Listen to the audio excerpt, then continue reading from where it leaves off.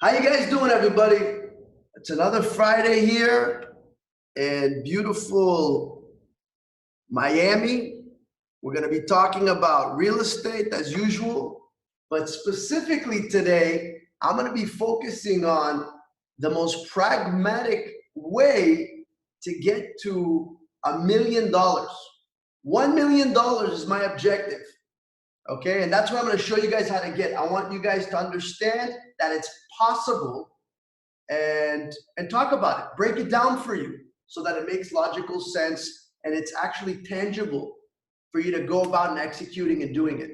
So, without further ado, let me introduce myself. To those of you guys who do not know me, my name is Michael Makabi. I'm the CEO and the founder of this company called MTIP Commercial Real Estate. I come here every Friday at my free leisure and lovable time to teach you people out there that are willing to listen how to make more money in commercial real estate and expand your wealth in this business. Okay, I've been doing this for over 15 years.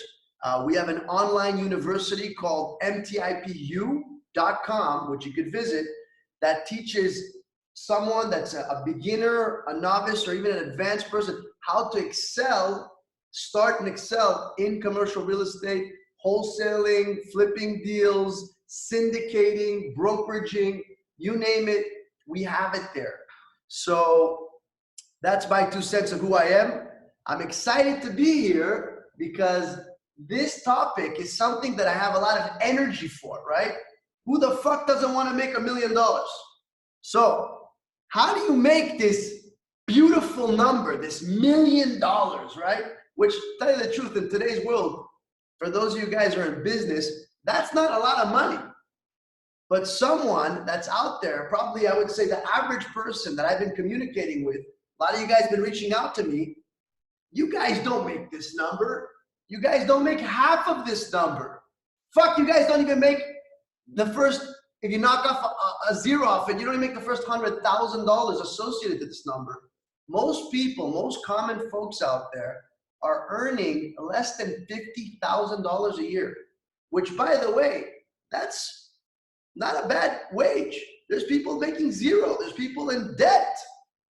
But today's lesson isn't about to talk shit about what people have or don't have. It's to help you understand that this piece of paper, this number, these 7 digits, it's all tangible. You watching this, you can make this number. And I'm going to show you how.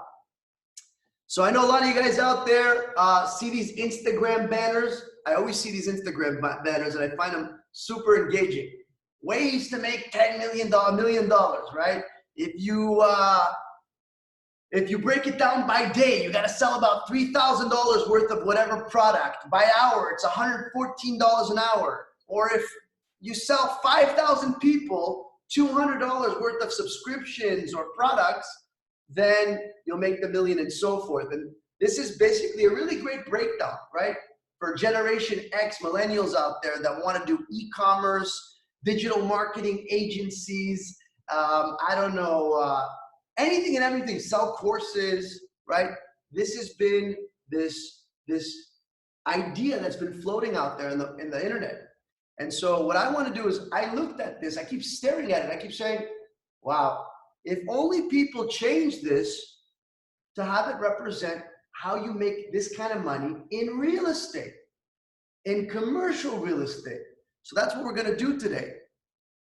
Now, I don't know if you guys knew this, but I want to tell you guys what your odds are of becoming a millionaire in this world today, okay? The average person thinks that their best odds are to win the lottery or land a high-paying job in comparing to becoming a millionaire. Your best odds are to build a business, but most people are shit scared, afraid to do it, and they prefer to just collect a stable paycheck working for other people. And that's probably the majority mindset of most folks out there in the economy today. So becoming a business owner and then actually seeing that succeed is actually smaller than 1 to 1,000. But if you're out there and you're an entrepreneur or wantrepreneur, The odds are 1 to 1,000 odds that you're going to become one of these people that are viable and making money. If you want to work and invest $800 a month for the next 30 years to see that money being made, to become a millionaire, it would be 1 in 1.5 million of you out there that would do it.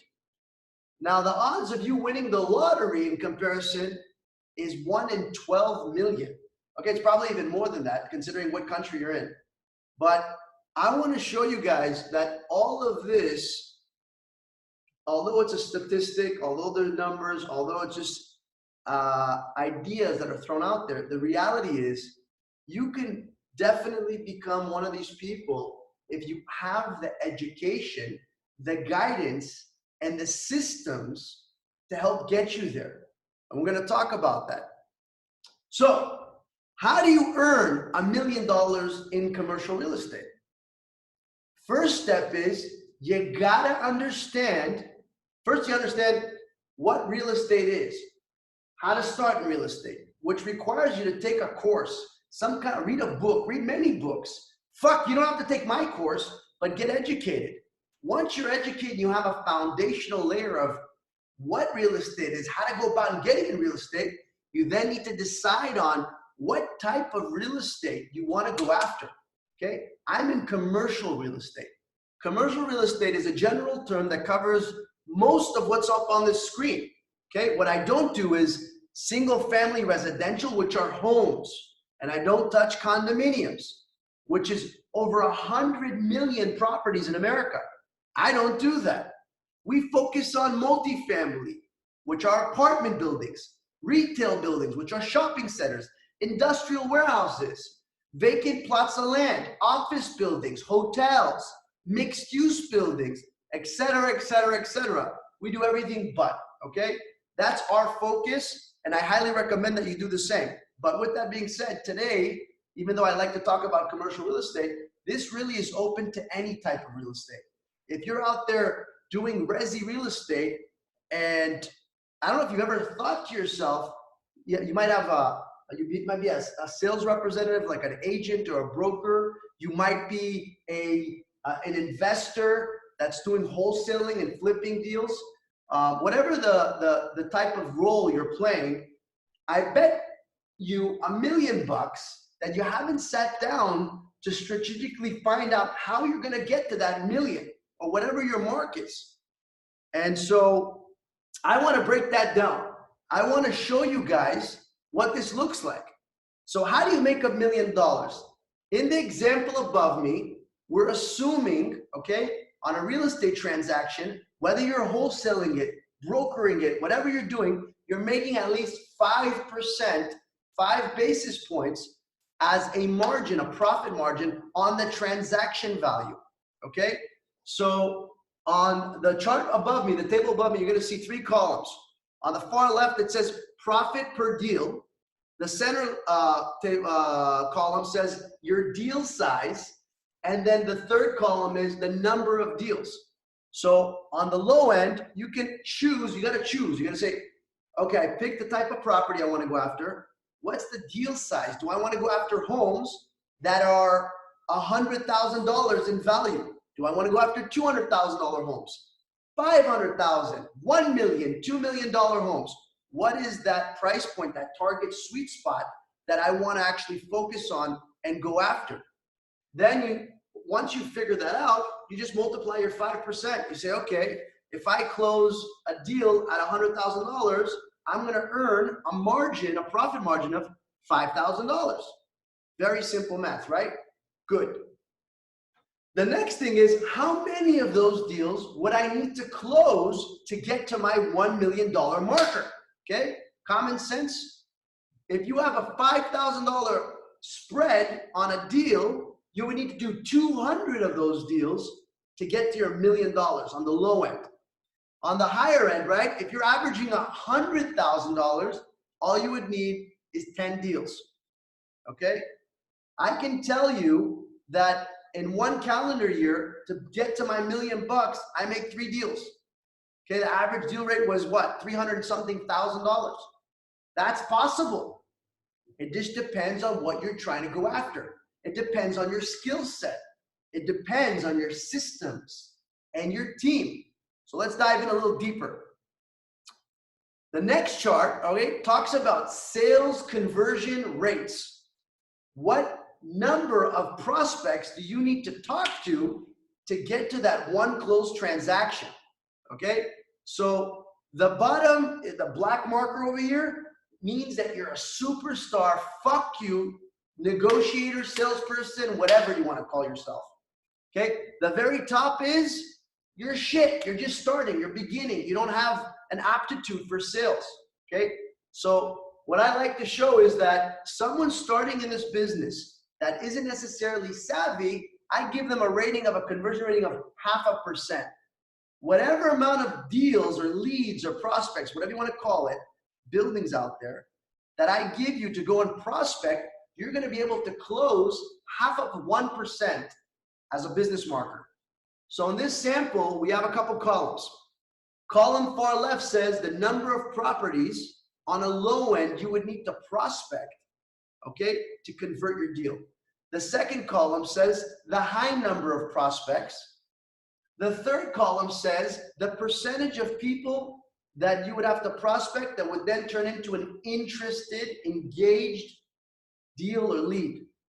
And then the last is your conversion rate. So in this example, if you just started and you had zero skill set, right?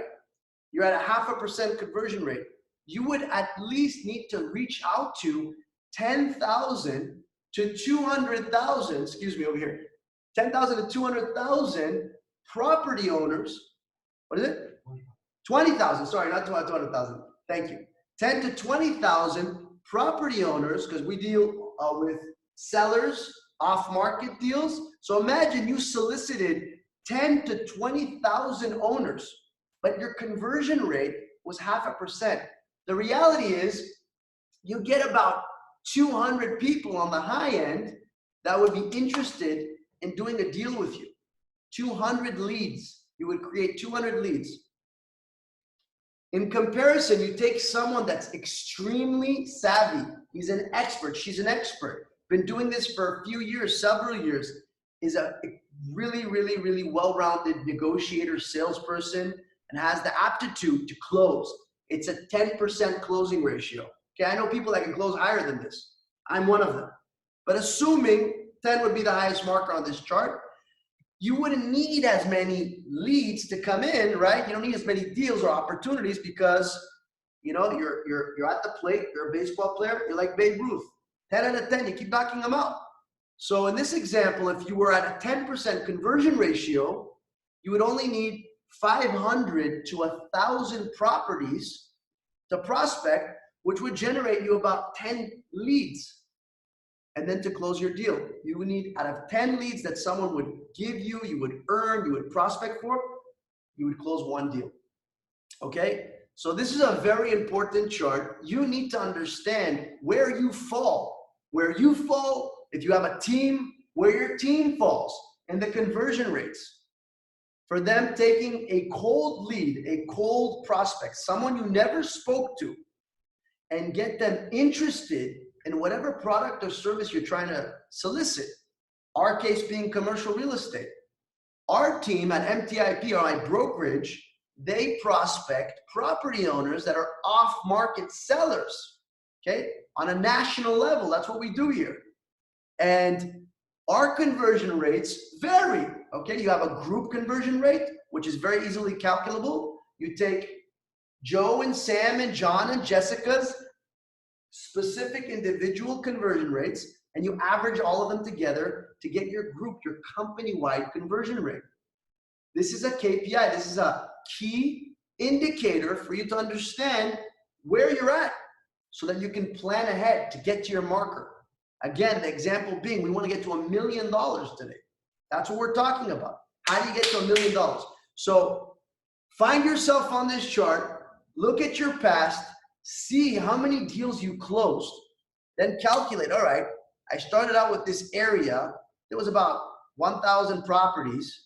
Okay, I got 10, 20 people interested, and then I got one person closed. Boom, find where that is, understand that's your conversion rate. And it's going to come into play in the next segments to come. So let's look at a traditional or a typical sales cycle for someone in sales, right? And then I'm going to focus on how we do it as commercial real estate practitioners. So assuming you spend money or whatever you want to do, you use salespeople, use yourself. A normal human being can probably touch about 100 people a day, or in essence, every 100 people you touch, meaning you market towards, 1 to 2% of them are going to become interested. So only 1 or 2 people are going to say, all right, man, let's see what this fucking Mike Makabi has to say. If I market to you and I sent out 10,000 emails, text messages, mailers, phone calls, whatever it is, only 1 to 2%, 100 or 200 of you are going to want to listen to what I have to say. And that marker, that rule, that KPI is probably apparent to any industry out there. That's something that you need to embed in your brain. 1 to 2%. Whatever I send out cold, 1 to 2% of people will be interested. Okay? So now let's talk about, you get a bunch of interested people, but assuming you don't do marketing, assuming you're just a person, one person in a room, and you're calling people all day, right? A lot of you guys are out there in sales. That's your means of prospecting. You reach out to X amount of people a day. The traditional sales rep in real estate that's cold calling or that's working as a salesperson and you're prospecting, you're probably touching anywhere between 100 to 200 people every day, 5 days a week. And realistically, from that days of work, that 1 day of work, you're probably generating anywhere between 1 to 4 people that may show an interest in your proposition. Hey, I'm trying to buy your property. Is it for sale? You talk to 100 people, you try to reach out to 100 people, 4 of them at the very most will be interested in that 1 day. Now, most people work 5 days a week, right? So if you're a guy, you work Monday through Friday, 8, 9, 10, 12 hours, whatever your day count is, you're gonna work 20 days a month. So the max possible outcome of possible deals or closings in real estate, if you're one person, is 20 to 80 prospective opportunities in a calendar month. So every one person that is a rep that's out there, that's grinding every day, hustling every day, on the phone, door knocking, whatever you want to call it, they're getting no more than 20 to 80 possible closings a month. So what do you do with this number, right? You have this potential amount of leads. Now you got to multiply it by your conversion rate. If I give Joey in my office that's been with me for 7 years and that makes $500,000 a year and he's a closer, if I give him a lead, he's going to convert at 7%, 8%. Whereas if I give Bob, that just started last week, that knows very little, that same fucking lead, it might take him far longer. I'm going to talk about the time in a second because his closing ratio is like 0.5%, 1%. He's a beginner. So the reason I'm sharing this is because as a business owner, as a salesperson, if you don't sit down to run through your numbers, your KPIs individually and then collectively as a team and understand your progression week by week, month by month, you're fucking never gonna make any money, okay? So let's now talk about, let's take everything we just learned and let's now apply it to a timetable. So how much time, based on your conversion rate, would it take you to close a deal? Okay, so we have an example based on generating anywhere between 20 to 80 interested people a month for one rep, right? You're gonna probably, it'll take you for 0.5%, which is the low end, you stink, you're just beginning. It's gonna take you at least 5 to 10 months to close your first deal. Okay, 5 to 10 months if you just started. If you're progressing along the chart and you get to becoming a superstar, it could take you less than a week to 2 weeks to close a deal. And when I mean close a deal, I mean, you got on the phone, you spoke to the guy, you negotiated within one call. You sent them a contract. Within 2 days, they signed the contract. You went under contract, and you either bought it, sold it, whatever you did it in no time because you're a fucking born closer. But the reality is, it's not that you're born. You've been trained. You became an expert over the course of time because you've exercised that muscle, that sales, a learning vessel, your mouth, your mind, the strategies, okay? This is an invaluable chart that a lot of you guys don't notice, okay? Because you don't sit down to do the math. And that's what today is. If you want to make $1 million as a goal in real estate, you need to know these metrics. How many leads, how many property owners, how many buyers, how many tenants, whatever you want to call it, how many of these do I need to talk to in order to get to my million? That's what this math does. So again, to summarize, you take your type of property. You have to decide on a property. You have to decide on a market. You got to go after Miami, Los Angeles, Arkansas, Buttfucksville. Pick a market. Pick a property type. Laser focus your fucking ass on that property type in that area. Hyper. Then pick a deal value. Say, what's my strategy? Am I like Mike? I want to do 4 deals a year and chill to get my $1 million.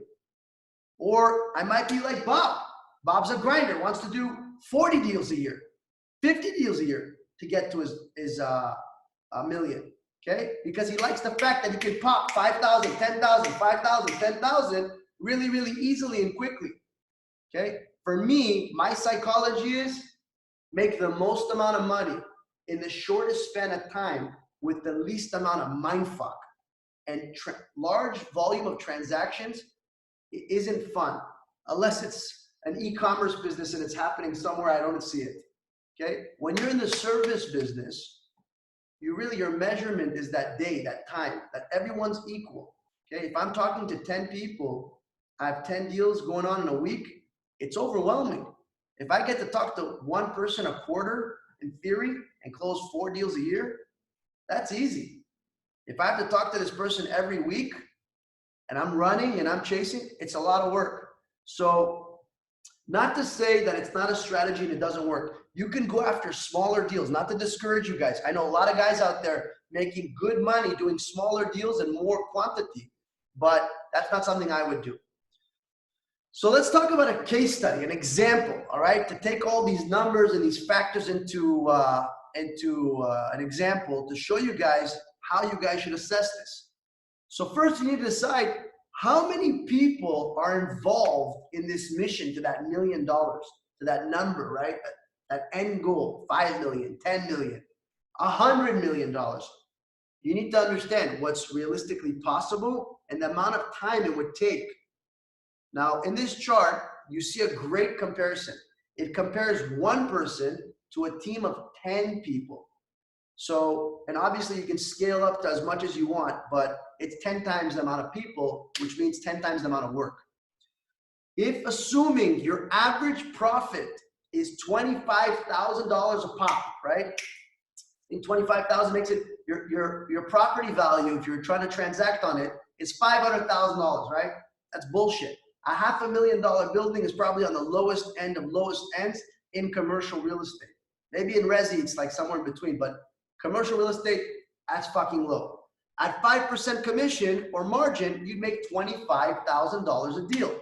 So you'd need 40 of those deals to make your $1 million bucks, okay? So now you know you need 40 deals, you're gonna make an average of 25,000, and I'm one guy. How long would it take me? Now that question is associated to what? Your conversion rate. How quickly you're gonna close and see that money depends on your skill set. If you're an amateur, it's gonna take you a fucking long time to get to $1 million bucks. So level up, bitches. Educate yourself, study, stick yourself near a mentor, take a fucking course, read books, engage, try shit, increase your level of learning, and that way you're gonna generate a higher conversion rate for yourself. The same thing goes if you have a team. Don't think because you're a business owner, you're not obligated to the same shit I just said. If you got 10 people working for you, you're only as strong as your weakest link. So you got to man up or woman up and educate your staff and your team and help them grow. Otherwise, your business is going to suffer and you're never going to get to your objectives, at least not in a timely fashion. Now, the name of the game in real estate is called survive in order to thrive. If you have to wait, in this example, right, the person has a 2% conversion rate. Okay, one person would take 4 to 8 years to make $1 million. Okay, so the quickest you make $250,000 a year, which by the way isn't bad. One person making $250,000 after 4 years, they'd make $1 million at a 2% conversion rate with $25,000 average deal value and 40 deals a year. Now, sorry, 40 deals over the course of 4 years, which means that you would have to pretty much close 1 deal a month for the next 4 years to get to your $1 million. In comparison, if you had a team of 10 people, it would take you 5 to 10 months. Big difference. The lesson you learn here is that investing in a team will allow you to get to your goals faster. If you want to get to $1 million, if you want to get to 2, 5, 10, the reality is a team will help you get there. So the emphasis is, depending on what your goal is, what your skill set is, you're only as good as your team. Next example illustrates a higher conversion rate ratio. So assuming you've been doing business a while now, your team, your staff is more acquainted with or familiar with the deal flow. They're at a 7% conversion ratio. Again, same $25,000 pop every deal, 40 deals, okay? Now you shrink your time from at least 8 months. If you're one person, from 4 years, it dropped down to 8 months. Big difference because your skill set got better. You're smarter, you're faster, you're more in tune and experienced with what you're saying. And on the high end, it would take you 3.5 years. So even at the highest end would be the lowest end of the last conversion. So if you had 2% conversion ratio, one person, 2% conversion ratio, it would have taken you 4 to 8 years. In this example, at 7%, one person would take less than a year to up to 4 years. Now we multiply that, a team of 10, you got 10 fighters with you. It takes 1 to 5 months to get to your goal. So in less than half a year, you'd make your $1 million. But you need a team of skilled personnel. So the first obstacle would become, okay, I want 10 people, but you need 10 qualified people. That means you have to invest effort, energy, we're going to talk about it, in your staff, in your team, in their education, in their systems, in the marketing, etc., etc., etc. And that sometimes takes time. But once you have that foundation, boy, oh boy, will you grow. Case number 3, study number 3. Here's another example to expand your horizon. This is, by the way, something you guys should all be doing. Watch this video. It's going to be posted on YouTube. It explains the breakdown. Watch it again and then apply it for yourself. So in this example, we raised the deal value to $50,000. Now you're transacting on $1 million worth of real estate, earning 5% margin, commission, whatever you want to call it. You're making 50 grand a pop. Now you don't need 40 deals, you only need 20, half the rate. And let's assume you're not really shitty, you're not really great, you're kind of average, you're at a 4% conversion rate. Your team is, you are. What does that do as far as time? If you are a group, if you're one person, it would take you about 1 to 2 years to get to that $1 million. So you'd be making at least $500,000 a year and up to $1 million a year, depending on that conversion rate. Secondly, if we look at the 10 or more people in a group, it would take 5 to 10 weeks. It'll take you a month, 2 months. You could be cranking out $1 million, which means you could be making $6 to $12 million a year with a team of 10 people. Okay, closing 20 deals every 5 to 10 weeks. Imagine that. It sounds crazy, I know, but it's happening. Okay, and that's just with a $1 million piece of real estate, and that's with you just making 5 little measly points. Okay, I've made 70%, 100% almost in assignment fees, in syndication fees. I've doubled real estate. Okay, which pretty much offsets all of this. My point is, you need to sit down with yourself. Now that I've given you this invaluable information and strategy and math, you got to sit down with yourself, take the fucking time, write all this out, figure out a plan to get to your mission, which is that $1 million. So let's talk about scaling and why scaling is important, okay? If you don't invest in scaling your business, whether that business is a sole proprietorship, which is yourself, your own ass, working for your own ass, or a team of people, if you don't do it, if you don't invest in marketing, you don't spend money, you're a cheap fuck. You don't invest in systems, you don't invest in education, you're going to shrink, cripple, and end up dying. You're gonna get pushed out of the marketplace because your competitors, the ones that are thriving, not surviving, but thriving, they're putting in the time, effort, resources, and energy in those things. So it's really important that you never stop. Even if you get to $1 million, whatever your objective was, you never stop investing in yourself and in your business. So scaling basically means your business is on a growth path. No matter how hard you work though, you are always going to be limited to your time. So remember that, okay? If you want to you have big aspirations, you want to go more than $1 million, you want to get to 2 million, 5 million, whatever the number is, 100 million, $1 billion, you will never get there on your own. You need to recognize that you got to invest in a team. Scaling your business allows you to operate beyond your personal limit, okay? So for you OCD motherfuckers out there that are psycho, that are always on top of the people around you, you're never gonna make any money, serious money. You might make $1 million. I'll give you that. You might make $1 million, which by the way, you're already up the 2 percentile of this country, 1 percentile of this country. So I'm not crying for you. But if you really want to grow beyond that, if you're in it for the sport, because you're passionate about business, real estate, then you're never going to be able to scale, right? If you have 20 units, 50 units, maybe even 100 units, maybe even a few hundred units in multifamily property, I commend you. I bow down to you. I think you're amazing. But you're never going to get to 1,000 or 3,000 unless you let go of the reins and you invest in a team and you spend that capital and that time in infrastructure and systems, in marketing, and attracting a culture and an environment to allow these people to grow with you. Now, that doesn't mean you have to bring 1 million people to come work for you in your office. We're going to talk about that. So the good thing, though, if you do choose to do that, and there's a lot of people out there that like to bring people in-house that work for you on salary. It's great. You can delegate work 24 hours a day.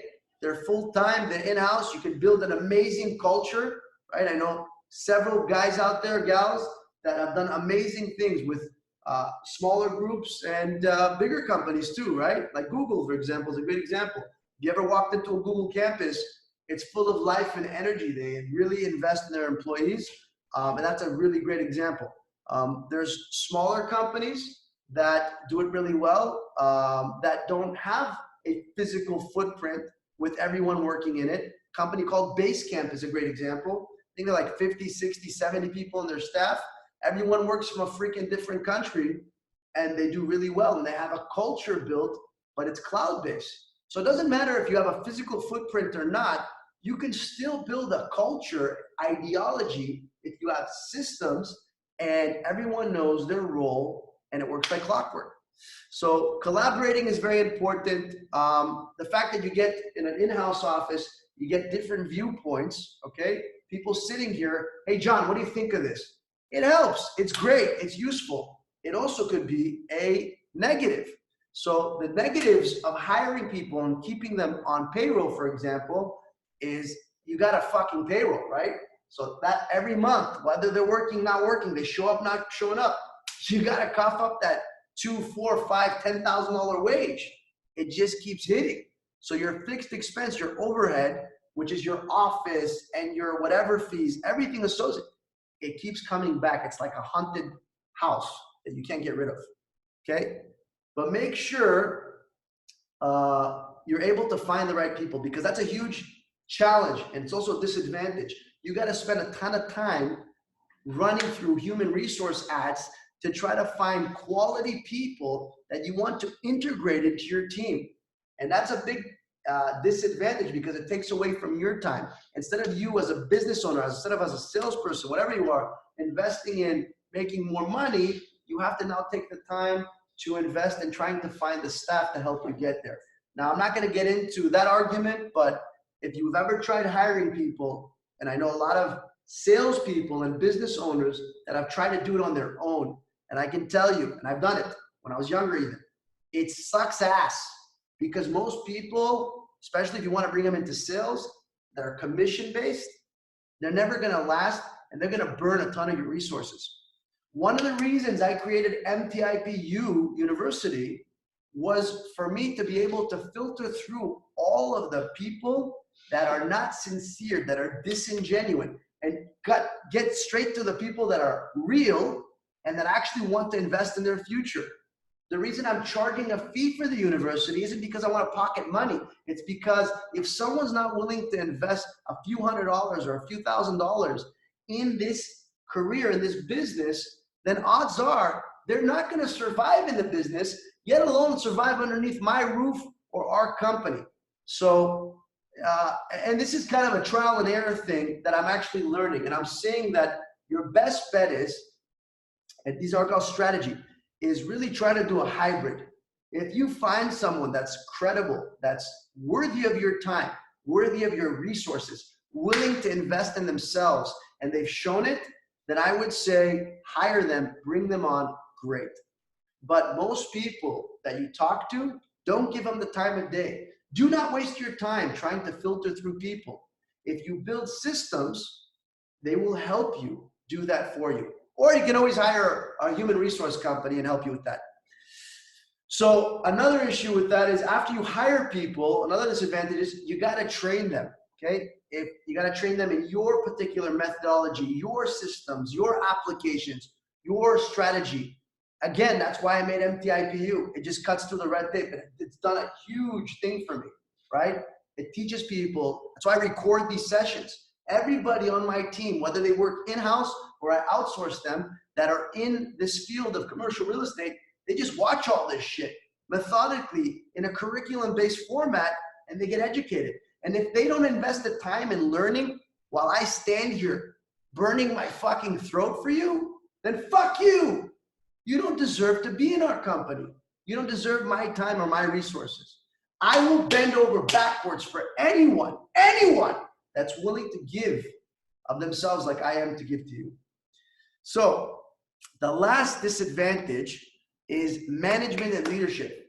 If you want to build an in-house team, get them on payroll, hire them and train them, you have to be able to manage and lead them and nurture them to a growth path. If you're not one of those people, right, you like to work solo, you're kind of fucked. So your only other option is to hire the right talent.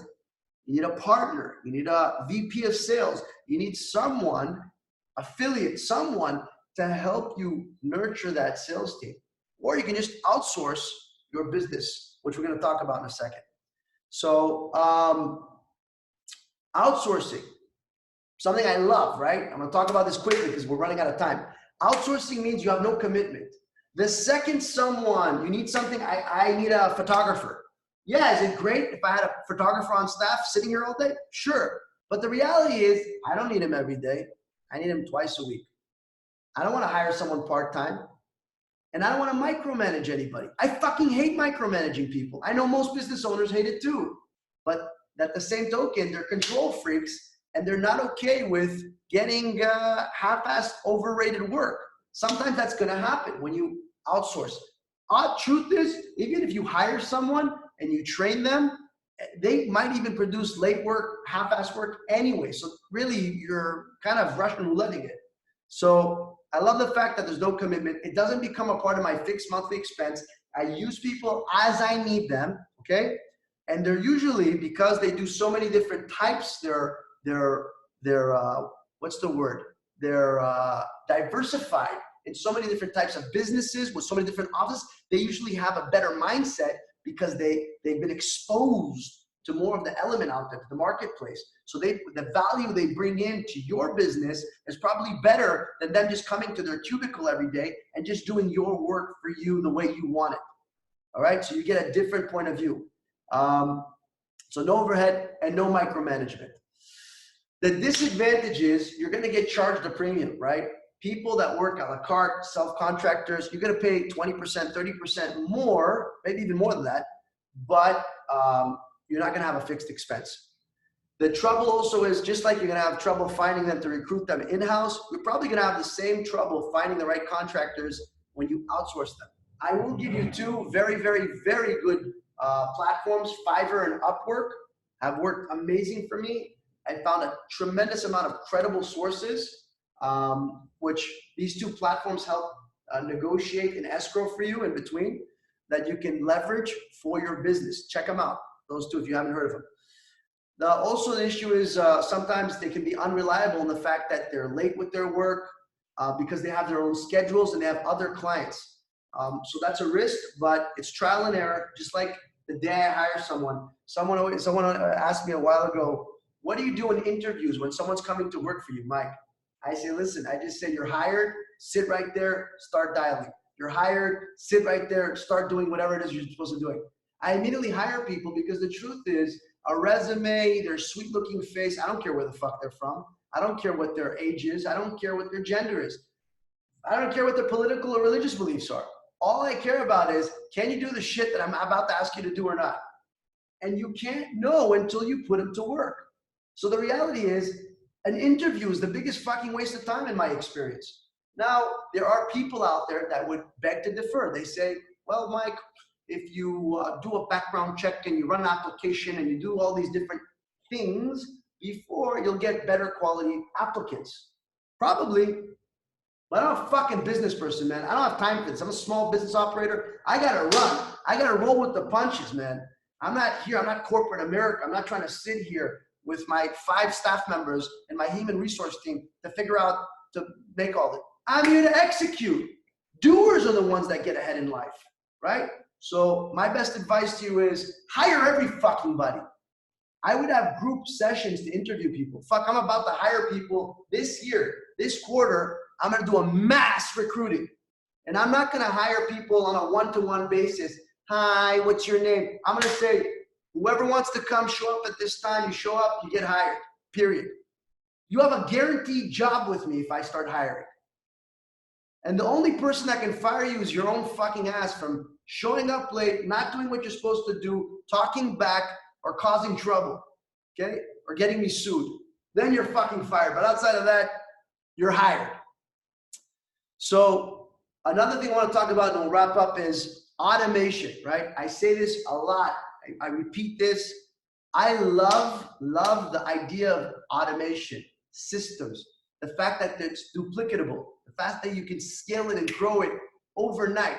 Not using human beings for a specific role is the difference to you growing really, really quickly. If I can find a task that I know is repetitive, that I know I can replace Jessica with, I'm sorry, Jessica, I love you, bye, you're gone. Human's gonna get replaced by a machine any day of the week with me. It's not because I'm insensitive to the fact that I would take Jessica and I'd put her in a different role that I couldn't automate, right? I do take care of our people, but the point is, that little trigger there, if you can find that in your business where you can automate processes, that will really help you grow and scale your business, okay? So in the long run, it's gonna be much cheaper and much more effective for your business once you build automation and systems. But it takes a long time and it takes a lot of money to build that infrastructure.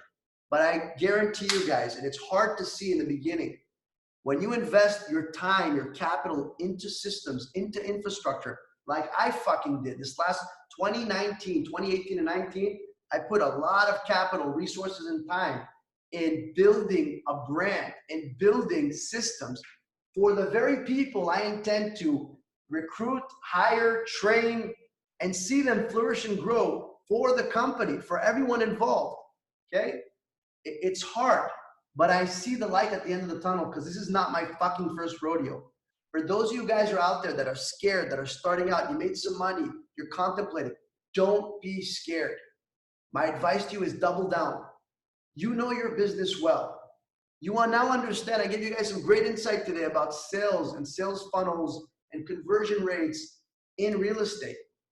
You guys saw the numbers. If you go back in the video today, you'll see the clip, how many prospects, how many properties you really have to go and touch to try to get an X amount of number of leads to then convert. It's a process, it's a grind, but the payout's worth it. That's why we're in it. So how can you guys work with me in our company? Let's jump to that because we're almost done for the time for the day.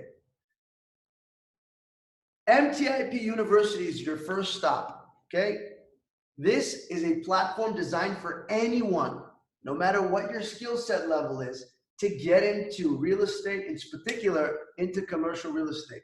If you want to come and work with me, I will not talk to you until you execute on MTIPU. And the reason is because it's over 20 hours of me drilling you in a very systematic and specific curriculum on what it is that we do, what real estate is, how we go about executing and making our money, et cetera, et cetera, et cetera. It's the standing point, it's the start. So I highly recommend that you guys head to mtipu.com. Okay, if you're getting my advertising, I hope it's working. If you're not, you're gonna be getting it, all right? As an incentive, I wanna throw this out there. I said this at the end of the year as a promotion, and we're gonna extend it in 2020 for now. First quarter, you can get $1,200 off of your initiation, your membership. I think it's a $1,500 one-time payment to enroll into MTIPU, okay? I'm dropping the rate. I'm doing to show you guys, I don't really give a shit about taking your money. What I do care about is to get you guys in, committed, and invested. So it's $300, guys. You can join MTIPU, get 20 plus hours of fuck you footage that explains everything you need to know as a starting point that will get you engaged with our company, that you can start a career in real estate for $300. Just use this promo code at checkout. It's called Unheard Of, because it's an unheard of deal. All right, $300. Take advantage of it. I'm Mike Makabi. I'll see you guys next week. Have an amazing, amazing weekend. Thank you for watching. I really hope my wick-wack generated something in that brain of yours, and you guys will execute and get into this business. Good luck on your trip to making $1 million. See you next week.